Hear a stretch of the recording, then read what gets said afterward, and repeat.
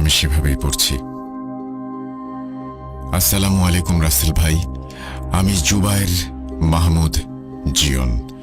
আপনি সবসময় ভালোই থাকেন আমি জানি, কিন্তু আমি মোটেও ভালো নেই। 122 নম্বর এপিসোডে প্রচারিত ভূত FM শুনে বিড়ম্বনার লাস্টে আমি বলেছিলাম 6 বছর ধরে চলমান একটা স্টোরি আমি শেয়ার করব। আমার ধারণা এখানে ভূত FM না, ভূত.com হবে। সেই স্টোরি নিয়ে আবারও হাজির হলাম।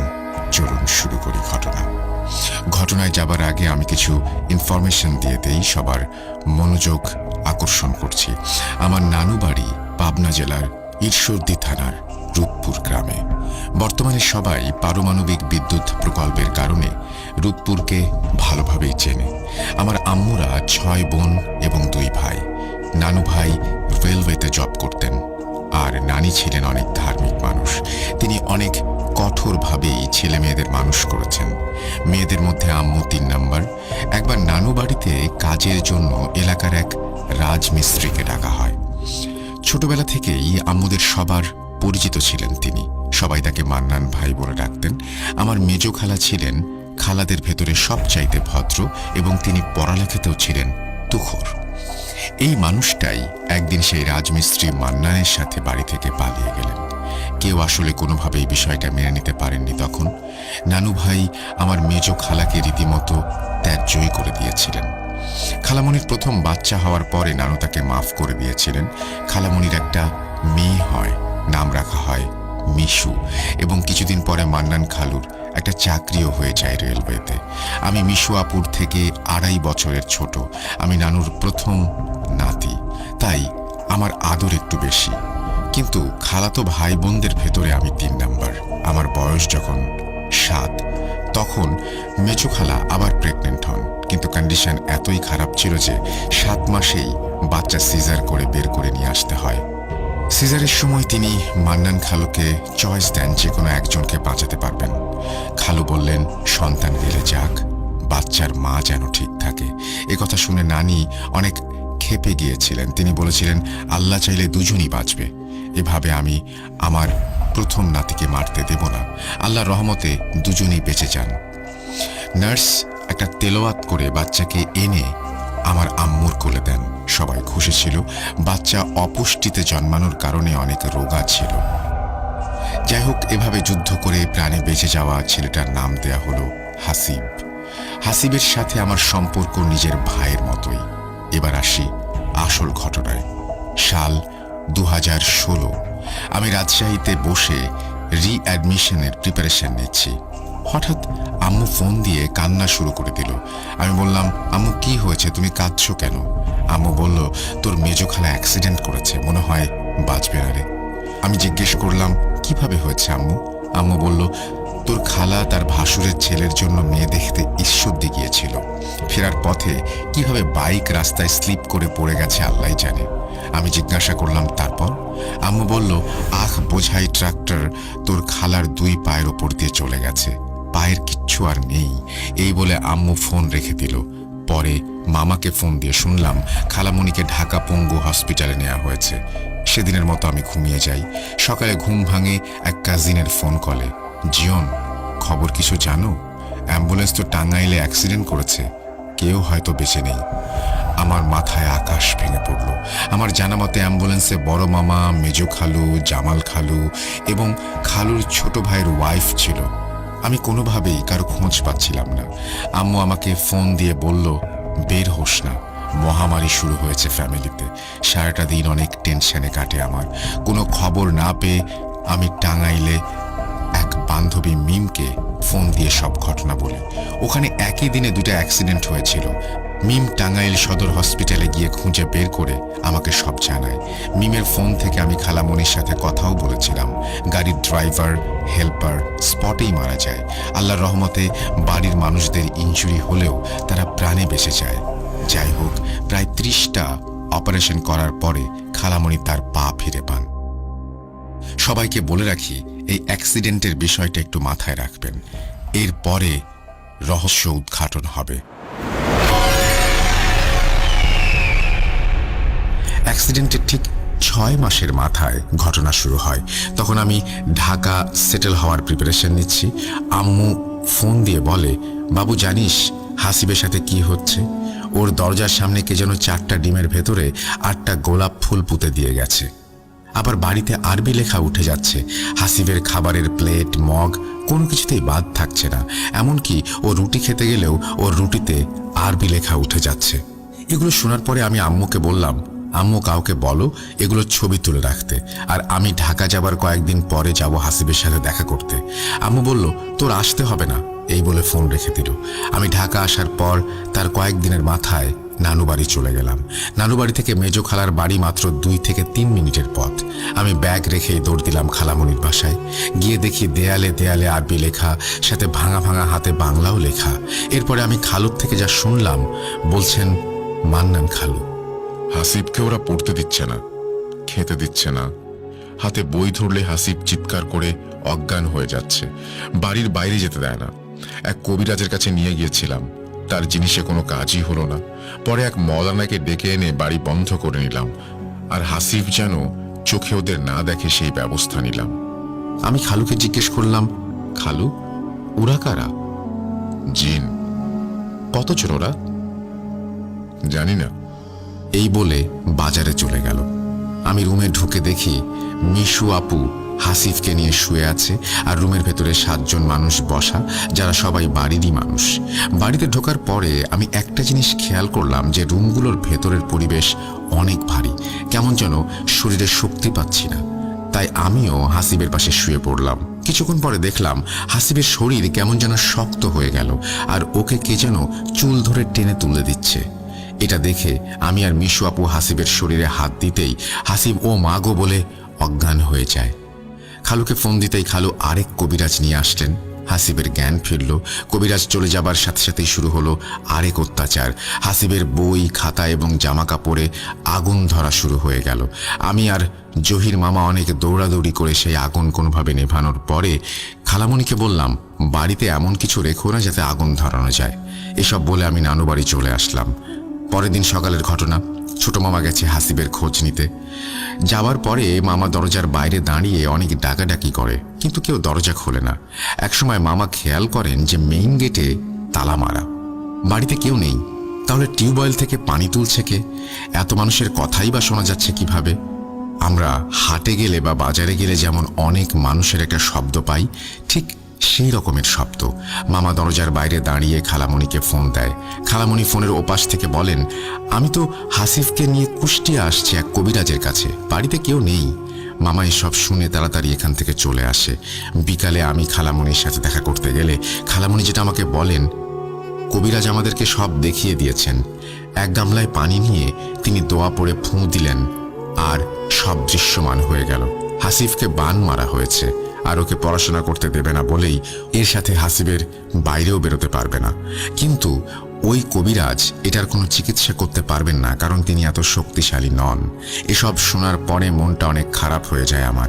হাসিব অনেক ভালো স্টুডেন্ট, আর সামনেই জেএসসি এক্সাম দিবে, পড়তে না পারলে তো বিপদ।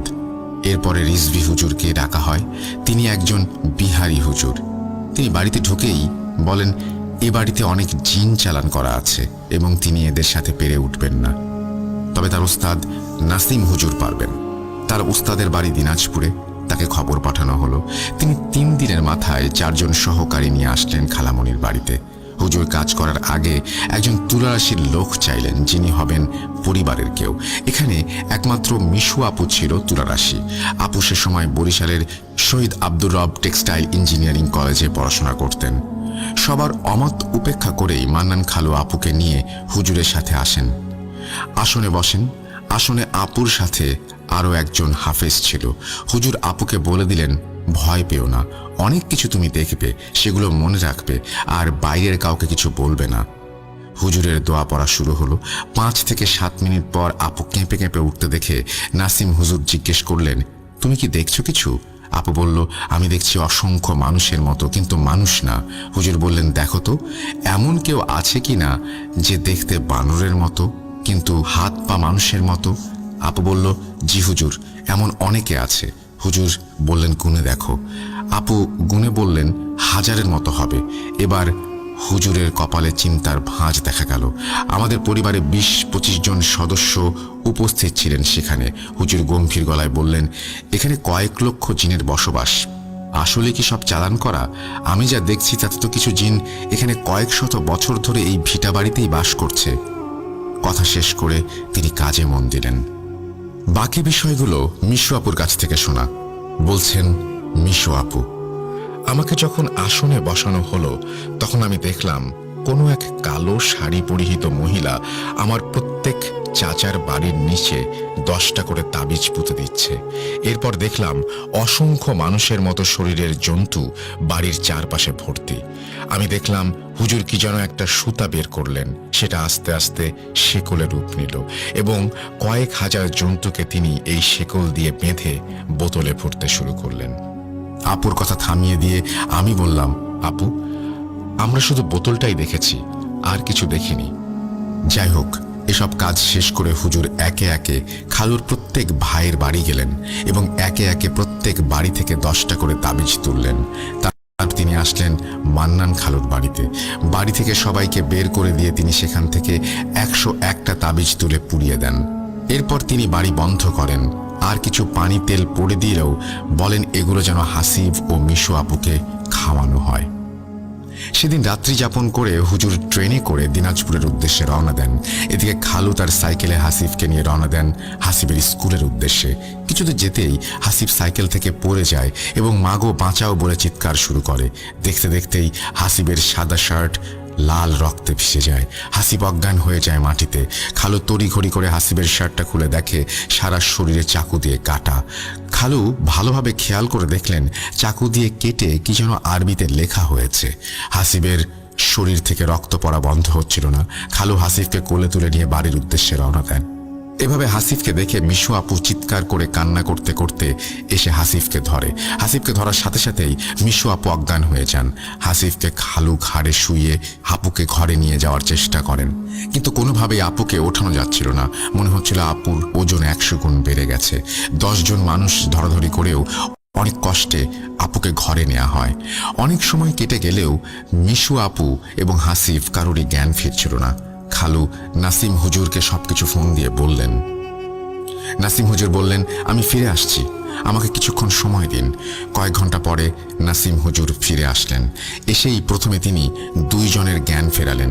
দেখতে দেখতে চোখের সামনেই হাসিবের গায়ের লেখাগুলো ভ্যানিশ হয়ে যায়। আমি প্রমাণস্বরূপ সবকিছুর ছবি ও ভিডিও কালেক্ট করে রেখেছি যেন ভূত FM বা ভূত.com শেয়ার করতে পারি। যাই হোক, এরপর হুজুর খালুকে বললেন, শয়তানটা এবার আপন মেয়ের ওপরেও জিন চালান করে রেখেছে, ওকে আপনি বরিশাল পাঠিয়ে দিন, আর আমি মিশুকে প্রোটেকশন দেওয়ার জন্য 2 জন জিন দিয়ে দিচ্ছি। মিশু যেন ভয় না পায়। পরের দিন আপুকে বরিশাল পাঠিয়ে দেয়া হয়। এদিকে হুজুর এবার যুদ্ধ ঘোষণা করে দিলেন জিনদের বিরুদ্ধে।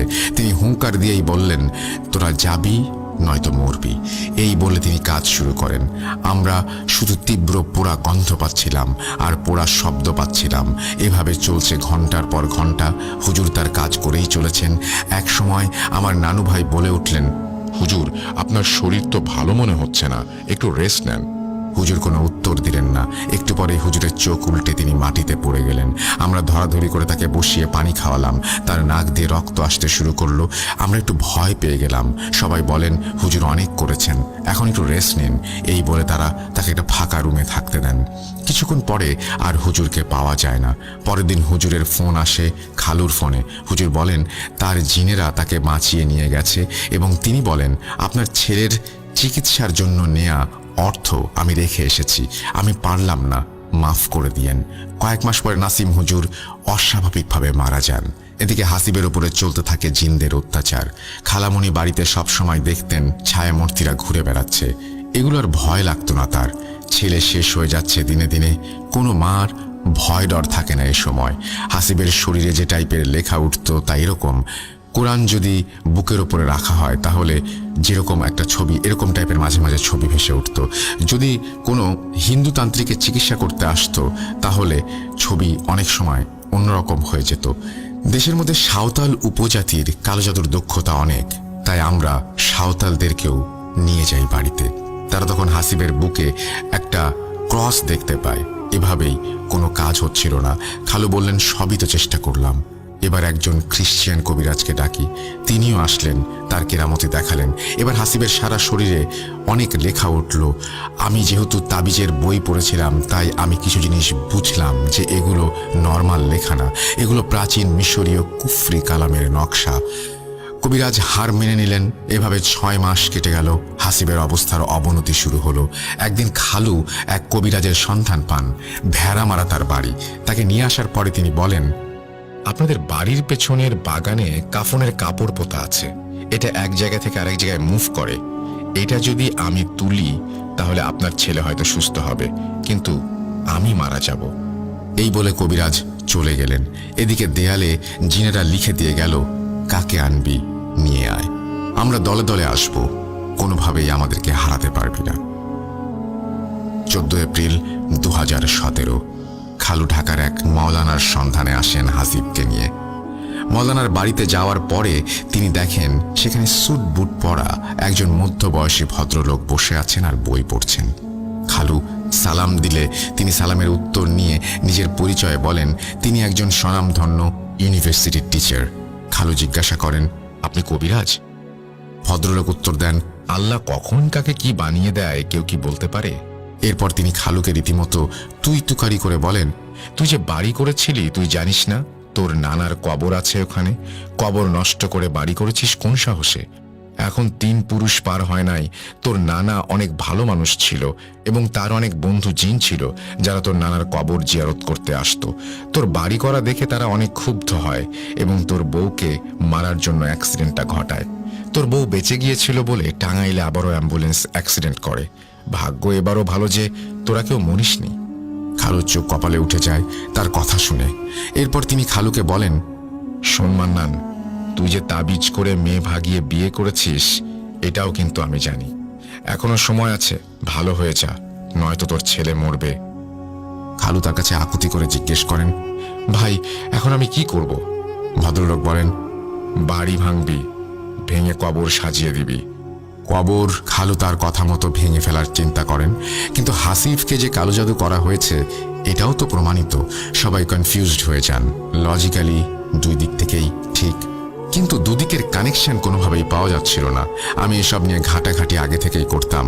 আমি অনেক চিন্তা করেও কোনো সুরাহা করতে পারলাম না। ইতোমধ্যে সেই ভেড়ামারা থেকে যে কবিরাজ এসেছিল, সে বাগানের নিচে কাফনের কাপড় আছে যেটা তুলতে পারলে হয়তো হাসিব সুস্থ হবে। সেই কবিরাজ বাড়িতে এসে খালুকে বললেন, আমি কাজ শিখে এসেছি, এবার আমি কাজ করব। তিনি কি যেন পরে ফু দেন মাটিতে, আর চোখের সামনেই কাফনের কাপড়ের একটা পুটলি উঠে আসে। পুটলি খোলার পরে ওর ভেতর থেকে একটা মাটির পুতুল, 25টা সূচ, কয়েকটা রঙের সুতো, 1000 খানেক তাবিজ এবং কিছু কাগজ। আমি সবকিছুর ফটো আর ভিডিও নিয়ে ব্যস্ত ছিলাম। কবিরাজ কাজ করে চলে গেলেন, তাও হাসিব সুস্থ হলো না। খালু এবার চিন্তা করলেন তিনি বাড়ি ভেঙে ফেলবেন এবং বাগানের জায়গায় নতুন করে বাড়ি করবেন। যা ভাবা সেই কাজ। বাড়ি ভাঙলেন খালু। তারপরও হাসিব অসুস্থ। কিভাবে কি করবেন তিনি বুঝতে পারছিলেন না। একদিন এক প্রবীণ হুজুর হাসিফকে দেখতে আসেন। তিনি খালামণিকে কিছু আমল শিখিয়ে দিয়ে যান এবং বলেন এগুলো হাসিব যেন নিয়মিত করে। এভাবেই চলতে থাকে হাসিবের দিন। একদিন হাসিব অজ্ঞান হয়েছিল। খালামণি পাশে বসে কোরআন পড়ছিল। হঠাৎ কেউ একজন অনেক ভারী একটা গলায় খালামণিকে সালাম দেন। বাড়িতে কেউ নেই তখন। খালামণি সালামের উত্তর নিয়ে বললেন, কে? উত্তরে সেই ভারী গলাটি বলল, আমার নাম বলা যাবে না, কিন্তু আমি একজন জিন। আমি হাফেজ। তোর ছেলেকে দেখে খুব কষ্ট হয়। তোরা ভালো না হলেও তোর ছেলে অনেক ভালো। কথা দিচ্ছি আমি তোর ছেলেকে বাঁচাবো। আমি চিঠি লিখে তোকে যা করতে বলবো তুই তাই করবি। এই বলে চুপ হয়ে যায়। একটু পর হাসিবের জ্ঞান ফিরে আসে। সব আস্তে আস্তে স্বাভাবিক হতে থাকে। আর চিঠিতে খালামণিকে বলে যায়, আমরা রইলাম, হাসিবের ক্ষতি করব না, কিন্তু হাসিবের মতের বিরুদ্ধে যেন কিছু করা না হয়। সাল 2018। আমি ঢাকায়। ফোনে সকল প্রমাণ নিয়ে আমি ভূত এফএমে ঘটনা পাঠানোর প্রস্তুতি নিচ্ছিলাম। একদিন ভার্সিটি যাবার সময় আমার ফোনটা হারিয়ে যায়। খুব মন খারাপ ছিল। মিশু আপুকে ফোন দিয়ে বললাম, আপু তোর কাছে সব ছবি আর ভিডিও আছে, আমাকে একটু মেইল করবি? আপু বলল, ভাই সব কিছু নষ্ট হয়ে গেছে, মেমোরি কার্ডটা কাজ করছে না, আমাদের যার যার কাছে প্রমাণ ছিল সব প্রমাণ একদিনেই নষ্ট হয়ে যায়, গুগল ড্রাইভেও আমি কিছু খুঁজে পাচ্ছিলাম না, সব কিছু ভ্যানিশ। সেবারের মতো আর মেইল করতে পারলাম না। আমি ভাবছিলাম হয়তো এখানেই শেষ, কিন্তু শেষ হলো না। আমি যখন ইমেইল লিখছিলাম তখন বাসায় কেউ ছিল না, বাইরে বৃষ্টি হচ্ছিল। বারান্দায় বসে আমি ইমেল লেখার সময় লক্ষ্য করলাম কিছু একটা আছে আমার পাশে। রুমের ভেতরে তাকাতেই একটু ভয় পেয়ে গেলাম। একটা ছায়ার মতন বাম পাশ থেকে ডান পাশে সরে গেল। বাসায় আমি ব্যতীত আর কেউ নেই তা আমার মনে হচ্ছিল। অজানা এক ভয় আমাকে পেয়ে বসে। সময়টা দুপুর 2:30। এরপর আমি 1 মাস পার হয়ে গেলেও ইমেল করি, ঠিক ততবারই ওই ছায়া আমাকে আমার আশেপাশে থাকে, আমি ঘুরতে দেখি। কেমন যেন অনীহা চলে আসে লেখার ওপর। একবার ভেবেছি ভয়েস রেকর্ড করে পাঠাই, কিন্তু রাসেল ভাইয়ের কণ্ঠে স্টোরি শোনার একটা আলাদা তৃপ্তি। লেখার সময় আমি অনেক স্কিপ করেছিলাম ইচ্ছা করেই। ভেবেছিলাম স্টোরিকে 2টি ইমেইলে ভাগ করব, কিন্তু এখনকার পরিস্থিতি দেখে মনে হচ্ছে কিছু একটা ইমেল লিখে পাঠাতে পারলে ভালো হতো। আবারও শুরু করছি। একবার এক কবিরাজ এলেন বাড়িতে, এসে বললেন আমি কাজ করতে পারবো, কিন্তু হাসিফকে নদী পার করে যত দূরে পারবেন নিয়ে চলে যাবেন। খালামণি আর খালু 7-5 না ভেবেই হাসিফকে নিয়ে নীলফামারী হাসিবের এক চাচার বাসায় গেলেন এবং হাসিবের সাথে খালামণিকে রেখে আসলেন। নীলফামারী 7 দিন থাকার পর কবিরাজ বললেন ওখান থেকে হাসিবকে অন্য কোথাও নিয়ে যেতে। হাসিবের খোঁজ নাকি জিনেরা পেয়ে গেছে। সে সময় আব্বুর পোস্টিং ছিল নওগাঁ জেলার বাদলগাছিতে। হাসিবকে নিয়ে খালামণি আর খালু এবার আসলেন বাদলগাছি। সে সময় আমি ঢাকায় ছিলাম। রমজান মাসের ছুটি হওয়ায় আমি বাসায় চলে গেলাম। একটু আনন্দও হচ্ছিল যে হাসিব আছে বাসায় এই ভেবে। হাসিবের বদলগাছি আসার 6 দিন হয়ে গেছে। 6 দিন ছেলেটা বাড়ির বাইরে বের হয়নি। আমি বাসায় গিয়ে পরের দিন বিকেলে হাসিবকে নিয়ে ইফতার কিনতে বের হলাম। হাসিব অনেক খুশি হলো বাইরে যেতে পেরে। হঠাৎই হাসিব কেমন যেন চুপচাপ হয়ে গেল। আমাকে বলল, ভাইয়া তাড়াতাড়ি বাসায় চলো। আমি জিজ্ঞাসা করলাম, কি হয়েছে বলতো আমাকে? এই তো বেশ খুশিই ছিলি। হাসিব বলল, আমার পেছনে পেছনে কেউ আসছে ভাইয়া, মনে হচ্ছে আমাকে ধরবে। এসব শোনার পর আমি জলদি বাসায় চলে গেলাম এবং সবাইকে ডেকে সাবধান করলাম। আমার আম্মু একটু ভীতু মানুষ, তিনি একটু ভয় পেয়ে গেলেন। মাগরিবের পরে ইফতার শেষ করে আমি ক্লান্তিতে মেঝেতে শুয়ে পড়ি। হাসিব আমার সাথে ফাজলামি করছিল। হুট করে হাসিব জ্ঞান হারায়। আবারও সেই লেখাগুলো হাসিবের শরীরে উঠে গেছে। সারা বাড়ি আতরের কড়া গন্ধে ভরে গেছে, এতই কড়া গন্ধ যে আমার কেমন যেন তিতা লাগছিল মুখের মধ্যে। অজ্ঞান অবস্থায় হাসিবের খিঁচুনি শুরু হয়ে যায়। কোনো উপায় না দেখে আব্বু বাড়িওয়ালা আঙ্কেলকে ডাকেন। বাড়িওয়ালা আঙ্কেল সহ যারা বাসায় থাকে সবাই আমাদের ফ্ল্যাটে চলে আসে। তারা এসব দেখে হকচকিয়ে যায়। এগুলোও কি সম্ভব? স্পষ্ট গায়ে লেখা দেখা যাচ্ছিল, সদ্য কেউ ছুরি দিয়ে কেটে যেন নকশা করে দিয়ে গেছে। পাশের মসজিদ থেকে ইমাম সাহেবকে ডাকা হলো। তিনি বাসায় আসলেন। এসে তিনি হাসিবের রুমের দরজার কাছে এসে থেমে গেলেন। এরপর মাথা নিচু করে বললেন, মাফ করেন, আমার দ্বারা সম্ভব না, এই বলে চলে গেলেন। এদিকে হাসিবের কোনো জ্ঞান নেই। প্রায় 1 ঘন্টা মুখ দিয়ে ফেনা বের হচ্ছে হাসিবের। কিছু না পেয়ে আমি সালাম হুজুরকে ফোন দেই।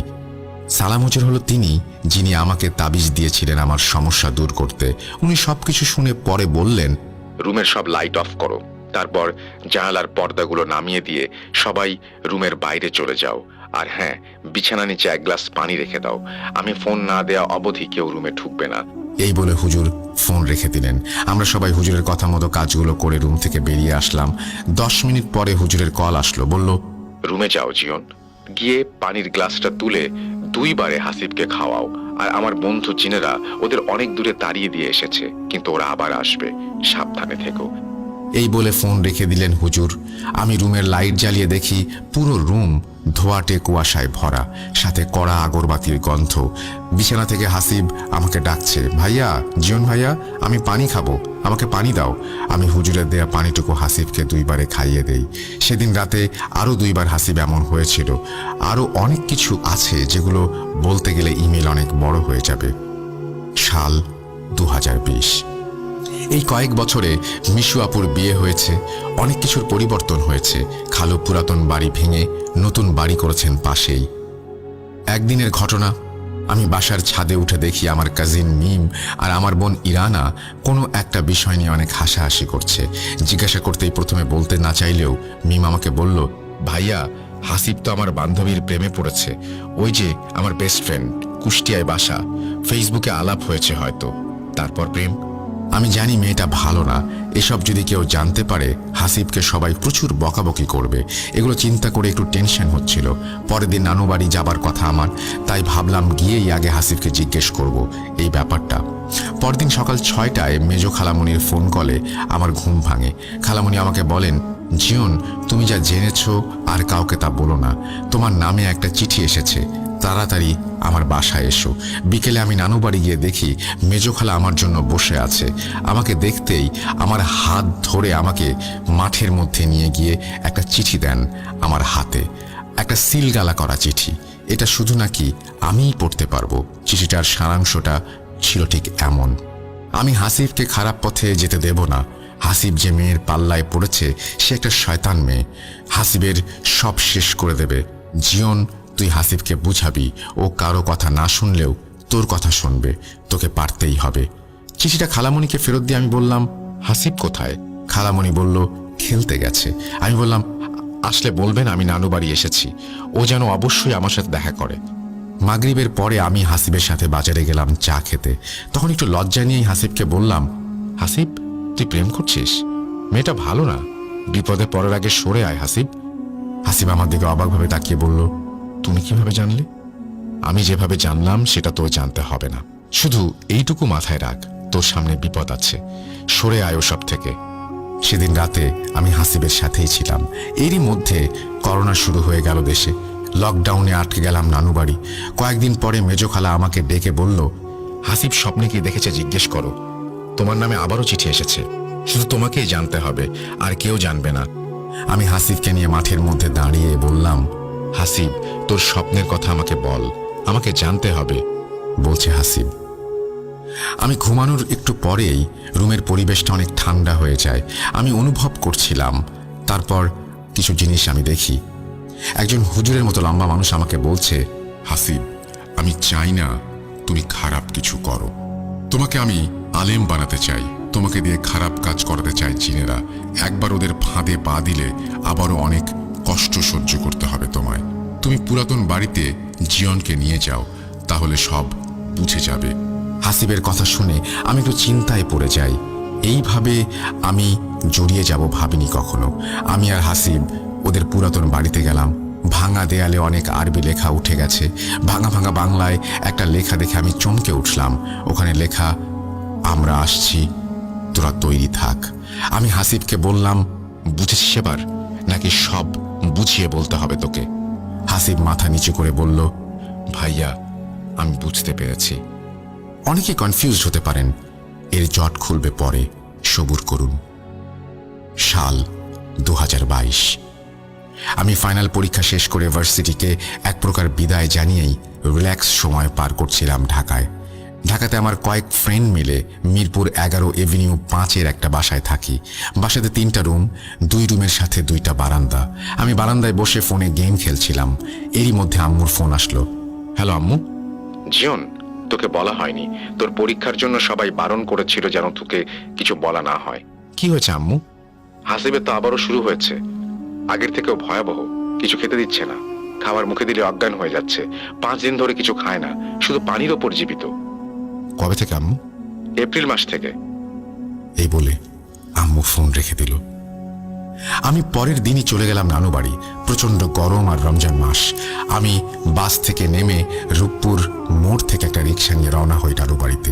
রিক্সা থেকে নেমেই দেখি হাসিব পাঞ্জাবি পরে কই যেন যাচ্ছে। আমি ডাক দিতে একটা শুকনো মুখে হাসি দিয়ে হাসিব আমার কাছে আসলো। কোথায় যাচ্ছিস? আমি ছোট ছোট ছেলে পেলেদেরকে আরবি পড়াই মসজিদে। আজকে ওরা একসাথে ইফতার করবে, তাই মসজিদে যাচ্ছি। ঠিক আছে, তুই যা, আমি ইফতার করে তোর বাসায় আসছি। এই বলে দুইজন দুই দিকে হাঁটা দিলাম। মাগরিবের পরে হাসিবের সাথে কথা বলতে ওর বাসায় গেলাম। খালামণি আমাকে দেখে একটা চিঠি বের করে দিল। এবার প্রমাণ রাখার উদ্দেশ্যে ছবি তুলে রাখলাম। আমি হাসিবের রুমে ঢুকে একটু অস্বস্তি বোধ করছিলাম। কেমন যেন গুমোট হয়ে আছে, একেবারে সাইলেন্ট চারিদিকে। হাসিব যেন বিছানার সাথে মিশে গেছে। আমি ওকে খাওয়ানোর চেষ্টা করছিলাম। হুট করেই আমার চোখের সামনে অজ্ঞান হয়ে গেল হাসিব। গায়ে এবার কেটে লেখা না, কি যেন দিয়ে লেখা। আমি খালামণিকে জোরে ডাক দিলাম। খালামণি এসে হাসিবকে পানি পড়া ছিটিয়ে জ্ঞান ফেরালো। হাসিবের অনেক কষ্ট হচ্ছিল। আমি সেদিন রাত 10টা অবধি ছিলাম ওর পাশে। এরপর চলে আসলাম নানু বাড়ি। সেদিন রাতে হাসিব তার মা বাবাকে মেরে ফেলবে বলে চিৎকার করতে থাকে এবং ছুরি নিয়ে তাড়া করতে থাকে। নিজেও নাকি মরে যাবে এসব বলতে বলতে অজ্ঞান হয়ে যায়। সকালে হাসিবকে দেখতে গিয়ে দেখি বাসার বাইরে তালা ঝুলছে। আমি খালামণিকে ফোন দিয়ে জিজ্ঞাসা করতেই বলল তারা বিকেলে আসবে। বিকেলে এসে দেখি হাসিব বিছানায় শুয়ে আছে। খালামণির কাছে জিজ্ঞাসা করে জানতে পারলাম খালামণি হাসিবকে নিয়ে এক মুফতি সাহেবের কাছে গিয়েছিলেন। তিনি অনেক বয়স্ক, 110 বছর বয়স ওনার। উনি হাসিবকে দোয়া পড়ে ফু দিয়ে অনেক খাবার খাইয়ে দিয়েছেন আর বলেছেন এই কাজটা আমি যদি না পারি কেউ পারবে না। এই বলে তিনি তার ফোন নাম্বার খালামণিকে দিয়েছেন, বলেন পরে যোগাযোগ করতে। তিনি মূলত পাবনায় এসেছিলেন একটা ওয়াজ মাহফিলে কথা বলার জন্য, তাই বেশি সময় দিতে পারেননি। বাসায় যখন খালামণি ফিরে আসলেন তখন গেট খুলে ভেতরে পা দিতেই হাসিব অজ্ঞান হয়ে যায় আর একটা চিঠি খালামণির হাতে কে যেন দিয়ে যায়। খালামণি হাসিবের জ্ঞান ফিরিয়ে চিঠিটা খুলে পড়েন। চিঠির সারাংশ ছিল এই রকম, এই চিঠিটা মুফতি সাহেবকে দিস। যত বড়ই মুফতি হোক না কেন আমার সাথে পারবে না। আমার লেখা দেখলেই সে বুঝবে আমি কে। যা কি করার করবি করে নিস। সবকিছু শুনে আমি টেনশনে পড়ে যাই। আমার মাথায় তখন ভূত.com-এর আরিফ ভাইয়ের কথা মাথায় আসে। ওনাকে তো কালো জাদু করা হয়েছিল। আমি অনেক চেষ্টা করে আরিফ ভাইয়ের সাথে যোগাযোগ করি। সবকিছু শুনে আরিফ ভাই আমাকে বলেন, ভাই আমি তো কয়েকজনের কাছ থেকে ট্রিটমেন্ট নিয়েছি, আপনিও চাইলে এই কাজটা করতে পারেন। আমি আরিফ ভাইকে কিছু চিঠির ছবি দেই। এরপর একবার সাবিত আলম ভাইয়ের সাথে যোগাযোগ করেছিলাম, কিছু ছবি আমি তাকে পাঠিয়েছিলাম। ঘটনাটা শেয়ার করার জন্য আরিফ ভাই এবং সাবিত ভাই আমাকে বলেছিলেন। তখন এমন অবস্থা ছিল যে মাথা কাজ করছিল না। একদিন আমি বসে চিঠিগুলো পড়ছিলাম, একটা জিনিস বেশ বুঝলাম। জিনেরা চায় হাসিবকে বিয়ে দিতে, কিন্তু হাসিব তো ছোট, এবার এইচএসসি পরীক্ষা দেবে, ওকে কিভাবে বিয়ে দেবো আমরা। এদিকে হাসিবের অবস্থা না খেয়ে না দিয়ে এমন খারাপ হচ্ছিল যে উঠে দাঁড়ানোর মতো শক্তি থাকতো না শরীরে। অবস্থা বেগতিক দেখে খালামণি হাসিবকে হাসিবের কাজিনের বাসায় নিয়ে যান ভেড়ামারায়। এবার শুরু হয় সমস্যা আমার সাথে। আমি যে রুমে থাকি নানু বাড়ি গেলে সেটা একেবারে বাইরের রুম, অনেকটাই সেপারেট একটা রুম বলা যায়। বড় মামার বেডরুম পার হলেই অনেক লম্বা জায়গা জুড়ে ডাইনিং স্পেস, সাথে একটা বড় ড্রয়িং রুম, তার পাশেই ওই রুমটায় আমি থাকি। একদিন রাতে শুয়ে আছি আমি, রাত 12টা, সেহরি করতে ওঠার আগে আমার ঘুমটা ভেঙে যায়।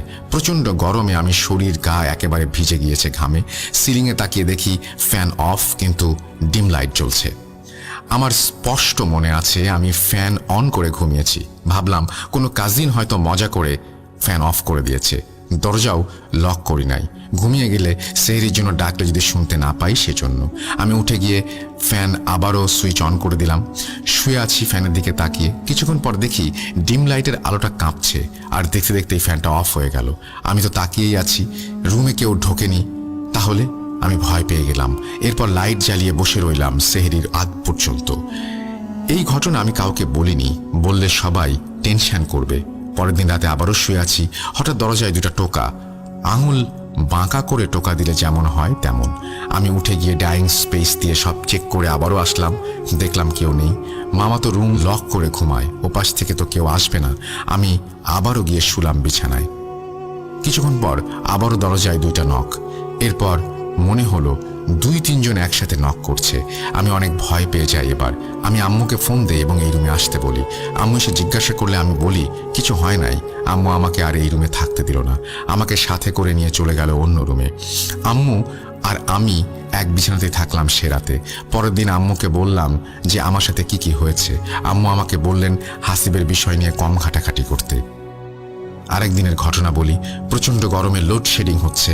আমার ফ্রেন্ড সাইমা আমাকে ফোন দিয়ে হাসিবের অবস্থা জানতে চাচ্ছিল। আমি কথা বলতে বলতে বাসার ছাদে চলে গেছি।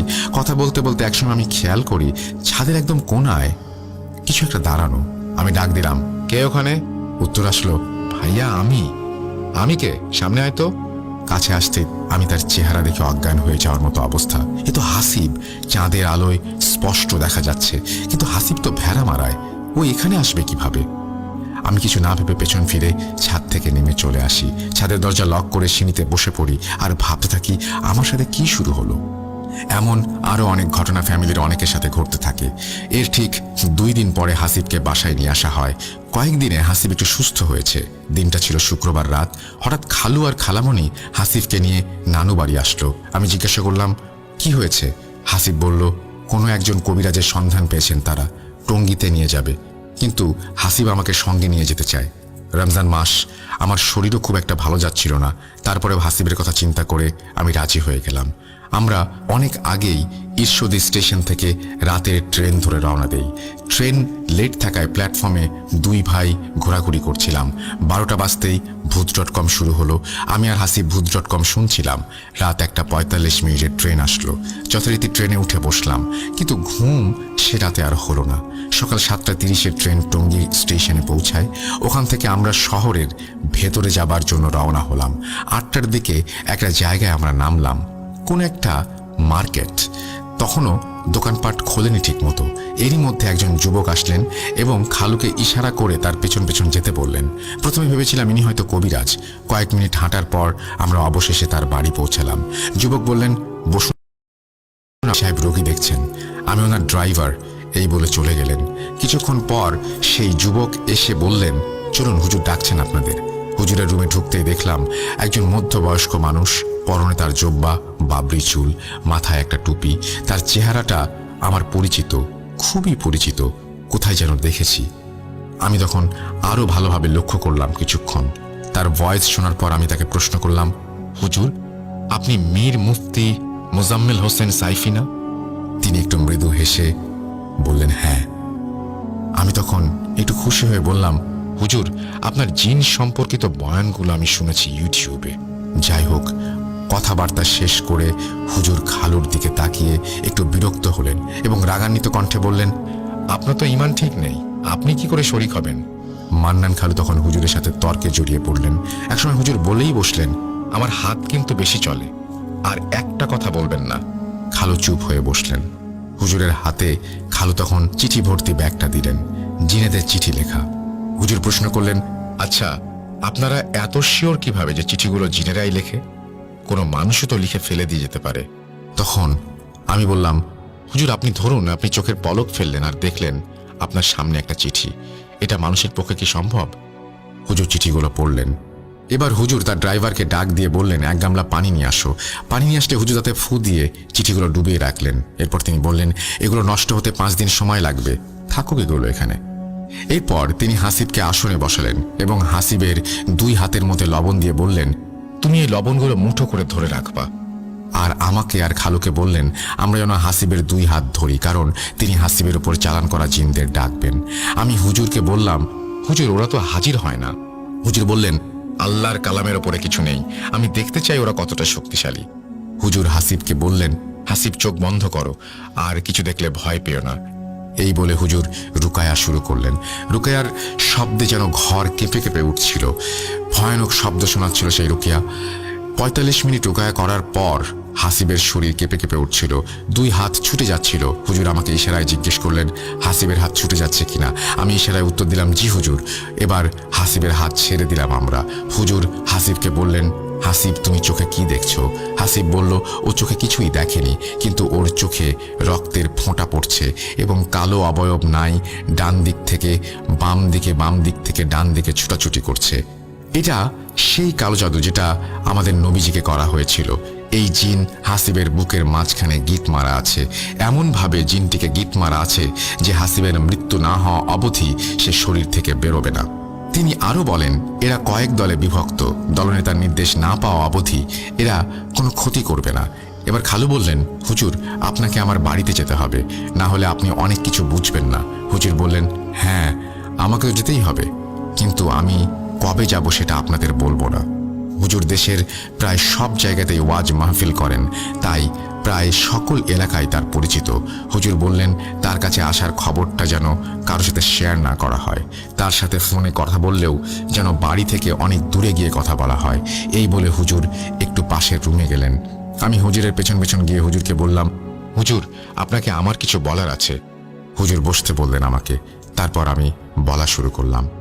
আমার ছোট খালু ছোটবেলা থেকেই কুফরি কালাম আর কালো জাদুতে অনেক বিলিভ করেন। তিনি একসময় কালো জাদু করে এমন একজন মানুষের শাগরেদ ছিলেন। তিনি হাসিবের চিকিৎসা করার আশায় অনেক কালো জাদুকরের সাহায্য নিয়েছেন। হাসিব তো সুস্থ হয়ই নাই, উল্টো জিনটা শক্তিশালী হয়ে গেছে দিনে দিনে। আমার ভাইটাকে বাঁচান হুজুর, হাসিব ওর বাবার মতো না, ও অনেক ভালো। হুজুর এবার ভ্রু কুঁচকে আমাকে বললেন, আমি তাহলে কোন ভরসায় তোমার খালার বাসায় যাব? আমি যা বলবো তা যদি ওরা না মানে তাহলে তো কাজ হবে না। তখন মানুষ বলবে আমি ভণ্ড। আমার একটা সম্মান আছে এই সমাজে। হুজুর, আপনি খালামণির বাসায় যাওয়া অবধি আমি থাকবো, ভরসা দিচ্ছি। তাও আপনি না করবেন না। এরপর হুজুরকে হাদিয়া দিয়ে আমরা বিদায় নিয়ে আসলাম সেখান থেকে। এর মধ্যে কিছু চিঠি খালামণির হাতে আসে। সারাংশ এই ছিল, আমরা হার মানব না কিছুতেই। বুধবার সকালে হুজুর আসলেন, সঙ্গে করে দুজন ছাত্র নিয়ে আসছেন তিনি। হুজুর আগেই বলে রেখেছিলেন যেন 40 দিনের পানি খাবারের ব্যবস্থা করে রাখি। ওই পানি হুজুর 1000 আয়াত পড়ে ফু দিয়ে যাবেন এবং ওই পানি হাসিবের সব কাজে ব্যবহার করতে হবে। অন্য কোনো পানি ধরা নিষেধ। বাসায় ঢুকে হুজুর বললেন, মহিলা মানুষদের আপাতত বাড়ির বাইরে যেতে বলুন। আমি থাকা অবস্থায় কোনো মহিলা যেন না ঢোকে বাড়িতে। শুধুমাত্র আমাকে আর খালুকে থাকতে বললেন হাসিবের সাথে। সবাই চলে গেল। আমাদের বললেন আমার সাথে দোয়া পড়েন সবাই। তিনি জোরে জোরে দোয়া পড়ছিলেন এবং তার বাংলা অর্থও বলে দিচ্ছিলেন। আমরা তাকে অনুসরণ করছিলাম। তিনি ঘুরে ঘুরে বাড়ির সকল দরজায় দোয়া পড়ে ফু দিলেন। দোয়া পড়তে পড়তে খেয়াল করলেন ওয়ার্ড্রপের গায়ে আরবি লেখা উঠে গেছে। তিনি লেখাটা পড়ে বললেন, এটা মোহাব্বত জিন, এ আপনার ছেলেকে অনেক ভালোবাসে। এরপর হুজুর হাসিবকে একটা রুমে বসালেন এবং খালুকে জিজ্ঞেস করলেন, আপনার বাড়িতে তো জিনের বসবাস কিভাবে? এতগুলো জিন কেউ চালান করেনি। চালান করা জিনও আছে, কিন্তু এখানে তো অনেক রকমের জিন আছে। কেউ আপনাদের দ্বারা আঘাত, কারো আবার অনেক রাগ আপনাদের ওপরে। কেউ আপনার ছেলেকে এদের হাত থেকে বাঁচানোর চেষ্টা করছে। বিষয়গুলো অনেক কমপ্লিকেটেড। আচ্ছা, আপনাদের দ্বারা কি কোনো কালো সাপ মারা হয়েছিল? একটু মনে করে বলুন তো। খালু এবার বললেন, প্রায় 5-7 বছর আগে রোজার ঈদের দিনে একটা কালো সাপ উঠেছিল খালুর গায়ে। খালুর এক ভাই এই সাপটা মেরেছিল। এই সাপ মারার ঠিক 6 মাসের মাথায় খালুর সেই ভাই মারা যায়। এগুলো শোনার পরে হুজুর বললেন, শুনুন, যদি কোনো সাপ এমন দেখেন তাহলে তাকে 3 বার বলবেন, তুমি জিন হও যদি, তাহলে তুমি চলে যাও। এরপর যদি না যায় তাহলে মারতে পারেন। যাই হোক, এরপর হুজুর ও তার ছাত্ররা হাসিবকে নিয়ে বসে রুকায়া শুরু করেন। হাসিবের পাশে আমি বসা। হুজুর হাসিবকে বললেন, তুমি অনেক ভয়ানক কিছু দেখতে পারো, কিন্তু ভয় পেও না। এরপর হাসিবের চোখ বন্ধ করতে বললেন হুজুর। তারপর হাসিবের ওপরে হুজুর হাত রেখে রুকায়া করা শুরু করলেন। রুকায়া চলাকালীন সময়ে আমার চোখ শুধু বাইরের গাছের দিকে যাচ্ছিল। কোথাও যদি কোনো কিছুর উপস্থিতি থাকে তাহলে আমি বুঝতে পারি। আমার মনে হচ্ছিল গাছ থেকে কেউ আমাদের দেখছে। রুকায়া করেই চলেছেন হুজুর। এদিকে হাসিবের সারা শরীরে আরবি লেখা উঠে গেছে। হুজুর আবার রুকায়া থামিয়ে ওই লেখাগুলোর উপরে থুতু দিলেন। চোখের সামনে লেখাগুলো ভ্যানিশ হয়ে গেল। এরপর আরো জোরে জোরে রুকায়া শুরু করলেন। প্রায় 1 ঘন্টা রুকায়া শেষে হাসিবকে জিজ্ঞাসা করলেন, তুমি কি কি দেখেছো বলো। হাসিব বলল, আমি দেখলাম একটা বিশাল সাপ, কালো সাপ, আর দেখলাম একটা মূর্তি। মূর্তিটা হুবহু আমার মতো দেখতে। সাপটা সেই মূর্তির শরীর থেকে বেরিয়ে গেল, আর প্রবেশ করতে পারছে না। কিছুক্ষণ পরে মূর্তিটার ফাটল ধরে গেল। হুজুর বললেন, আলহামদুলিল্লাহ, একটা সুরক্ষা বেষ্টনী তৈরি হয়ে গেছে। এবার তিনি দোয়া পড়ে পানিতে ফু দিলেন। দোয়া পড়া শেষ করে হুজুর বললেন জয়তুনের তেল আর খেজুর আনতে, আজোয়া খেজুর। তারপর হুজুর সেগুলো দোয়া পড়ে ফু দিলেন। এরপর হুজুর হাসিবকে বললেন, তুমি হোয়াটসঅ্যাপে আমার সাথে অ্যাড হয়ে যাও, কথা এবার থেকে তোমার সাথেই হবে। আর অনেক আমল দিলেন হাসিবকে। আমি এবার হুজুরকে জিজ্ঞাসা করলাম, হুজুর যে কালো জাদু করেছিল সে তো চুপচাপ বসে থাকবে না, আবারও কালো জাদু করবে, তখন কি করবেন? ওনার শাস্তিই বাকি। তখন হুজুর হাসিবকে একটা সালাত শিখিয়ে দিলেন, পানিশমেন্ট সালাত। বললেন এই সালাত আদায় করতে হবে টানা 40 দিন, মাঝে কোনো গ্যাপ দেয়া যাবে না। যদি এই সালাত ঠিকভাবে আদায় করা হয় তাহলে চালনা করা জিনগুলো আছে যারা, তারা ফেরত না যায় তাহলে তারা সবাই পুড়ে ছাই হয়ে যাবে, আর কালো জাদু যে করেছিল সে ধীরে ধীরে শেষ হয়ে যাবে। এবার হুজুর বিদায় নিলেন আর বললেন আমার সাথে যেন হাসিব যোগাযোগ করে। যাবার সময় আমাকে বলে গেলেন আমি যেন হাসিবকে গাইড করি এই সমস্ত বিষয়গুলোতে, কাজগুলো ঠিকভাবে করেছেন কিনা তা লক্ষ্য রাখি যেন। হুজুর বিদায় নিলেন। পরের দিন আমি চাটমোহর চলে যাব ঈদ করতে, তাই আমি খালামণিকে বললাম যেন একটু খেয়াল রাখে। পরদিন সকালে আমি হাসিবের সাথে দেখা করতে যাই। ওর রুমে ঢুকেই পোড়া গন্ধ পাচ্ছিলাম। হাসিবকে বললাম কিরে, নামাজ শুরু করেছিস? হাসিব উত্তরে বলল জি ভাইয়া। আমি বললাম ভাই থাক, আমি চলে যাচ্ছি, সাবধানে থাকিস। এই বলে আমি বিদায় নিলাম। কি ভাবছেন ঘটনা শেষ? না, ঘটনা আরও আছে, তবে আজকে আর না, অন্য কোনো ইমেইলে আবারও শেষ করব। আমি গুছিয়ে লিখতে পারি না। আমি অনেক খারাপ অভিজ্ঞতার শিকার হয়েছি এই ইমেল লেখার সময়। সবাই হাসিবের জন্য দোয়া করবেন। আমি রাসেল ভাইয়ের জন্য প্রমাণ হিসেবে একটা গুগল ড্রাইভ লিংক দিচ্ছি, ওখানে সকল প্রমাণ পেয়ে যাবেন। খালার বক্তব্য, হুজুরের রোকেয়ার কিছু অংশ সব চুরি করে আমি রেকর্ড করেছিলাম, তবে রিকোয়েস্ট থাকবে প্রমাণগুলো যেন পাবলিক করা না হয়। আমাকে যদি স্টুডিওতে ইনভাইট করা হয় তাহলে আমি অবশ্যই স্টুডিওতে গিয়ে ঘটনা শেয়ার করতে পারবো। আর যদি রাসেল ভাইয়ের সাথে দেখা করার ইচ্ছা আমার অনেক দিনের, লেখার মাঝে কোনো ভুল ত্রুটি হলে ক্ষমা সুন্দর দৃষ্টিতে দেখবেন। সকলে ভালো থাকবেন। আল্লাহ হাফেজ। Zubair Mahmud Jion, Mirpur 11 avenue 5। Phone number share করেছেন, তারপরে তিনি তার ফেসবুক শেয়ার করেছেন, Facebook ID. Thank you so much. আমরা আপনার সাথে যোগাযোগও করবো, গুগল ড্রাইভের লিঙ্কও আপনি দিয়েছেন দেখতে পাচ্ছি। And thank you. আমরা অপেক্ষায় থাকলাম আপনার ঘটনার বাকি অংশ শোনার জন্য। দ্রুত পাঠিয়ে দেবেন আমাদের ইমেল অ্যাড্রেস russell.booth.com@gmail.com। অন্যরাও যারা ঘটনা পাঠাতে চান তারাও পাঠাবেন। আশা করছি আপনাদের এই ঘটনাটি ভালো লেগেছে, অসাধারণ একটি ঘটনা। আমরা চলে যাব আমাদের পরবর্তী ঘটনায়।